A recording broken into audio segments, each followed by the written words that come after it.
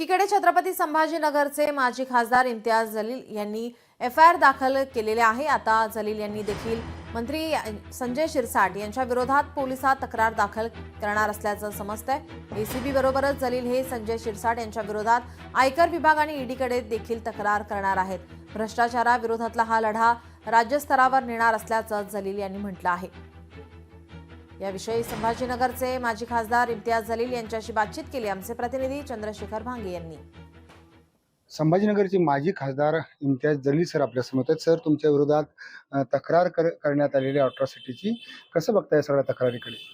काय आहे की जेव्हा पोलीस आपल्या कर्तव्य बजावत नाही, अपेक्षा आपली हे असते की पोलिसांनी प्रामाणिक असायला पाहिजे। मी खूप सारे एव्हिडन्सेस दिल्यानंतर संजय शिरसाट साहेबांनी काही लोकांना माझ्या मागे लावलेले आहे। आता अनेक लोक त्यांनी सोडलेले आहे की इम्तियाज जलीलचं काम आमदार असताना खासदार असताना कसं केलेलं आहे, केलं का नाही केलं, मग त्यांचे काही घर कुणाच्या नावावर आहे का, त्यांचे काय कारोबार आहे का, हे सगळं मी त्यांना साधंसं हे करतो, रिक्वेस्ट करतो की तुम्हाला जे पाहिजे, कशाला लोकांना त्रास देतो? मीडियाच्या मार्फत, आपल्या मार्फत तुम्ही सांगा मला तुम्हाला काय पाहिजे असेल ते मी सगळं तुम्हाला देतो।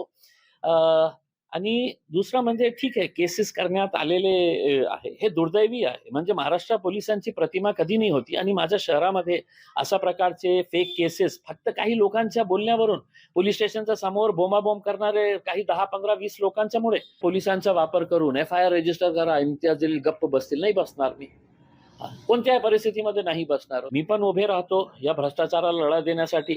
आणि बहुतेक माझी अशी अपेक्षा आहे की मला बघून 2 लोक अजून उभे राहतील की नाही, आपण पण फाईट करू, आपण पण अशा प्रकारची एक टीम तयार करू जे भ्रष्टाचाराचा विरोध लढण्यासाठी उभे राहतील। खरं तर हा पुढचा जो लढा आहे माजी खासदारांचा, तो अँटी करप्शन आणि ईडीकडे ते तक्रार जे आहे ते संजय शिरसाट यांची दाखल करणार आहेत। लोकशाही न्यूजसाठी मी चंद्रशेखर भांगे, पुणे। लोकशाही मराठी ऐका, पहा, जागरूक रहा।